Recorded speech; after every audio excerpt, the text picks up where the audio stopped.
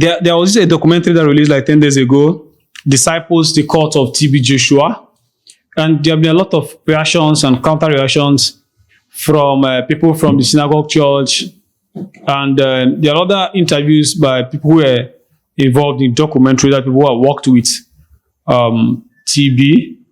And there were interesting topics around a lot of things about Ajoke, about the collapse of the building, a lot of things. There were 3 parts. They're actually long, around the average of 50 minutes in the 3 of them. So it's actually quite long, around 150 minutes for the 3 of the parts. So a lot of people wouldn't have watched 3 of them. I took my time to go through 3 of them before when the day it was released.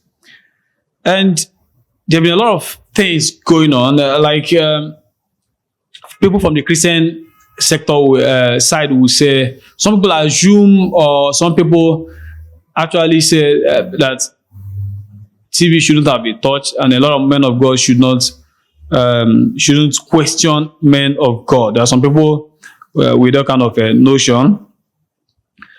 But whether right or wrong, that we need to defend our own. Some people have those kind of mindsets or kind of notion that whether any man of God is right or wrong, we shouldn't be the one criticizing any man of God as a Christian. They may be right, they may be wrong, but to those people, there's something I want to say.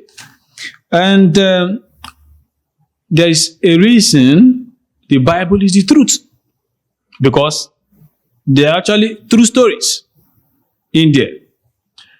And just imagine if the Bible was actually written by people like us, or people with those kind of mindsets. We don't have the story of David. We don't have the story of Abraham. People like Solomon. These were men of God, men after God's own heart, who actually showed they are part of humanity, who actually were vulnerable to the things we are vulnerable to, also as male men. And there was a time Jesus Christ asked his disciples, "Who do men say I am?" And when they answered him, he asked them, "Who do you think I am?" So I don't think we should go towards that route, but I don't also believe we should just throw in and be tearing our own apart. But that being said, is BBC right by doing a documentary? Yes, they are doing their work. But are they truths? We don't know yet. We'll be hearing from a lot of those who were involved in that, and they are saying it's true. Some people from synagogue are saying it's a lie. Ajoke said in the documentary that she's the biological daughter of TB Joshua. And there is a documentary and other videos that were released from synagogue where the man was saying, puts her in school. I think she was possessed with like a demon. That he put Ajoke in school. And I think they asked him to come and take Ajoke. And later on, he returned Ajoke to school where he had to pay close to like, I think the first one, he paid $15,000. Second one, he paid like $30,000. So there are a lot of things. But I must make this very categorically. Regardless of what you think about TB Joshua, there is one thing that is the fact. The fact remains that there are living witnesses to his healing powers. Go to the comment section. I have a lot of them. I will show you a lot. People were healed cancer from Kenya, from other African continents, from other parts of the world. Go to the comment section of the first part of the video. You see a lot of conversation going on. And that's one good thing about the social media. So when you say your own, people also come to say their own. It's an open space where you see a lot of things. Take your time and go read things in the comment section. So people who are healed of cancer, healed of brain problem, family issues, madness, and all those kind of things.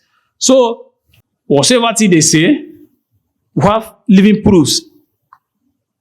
I was discussing with some other people who their in-law was healed in the synagogue, and something happened recently, and then they took somebody else even recently to that place. The person could not use the toilet for a very long time, and then they went there, and the person was healed. The person even defecated in that place after the person was given administer the holy water on the person. So there are a lot of people with good stories of healing, real healing. These are people you see and they've been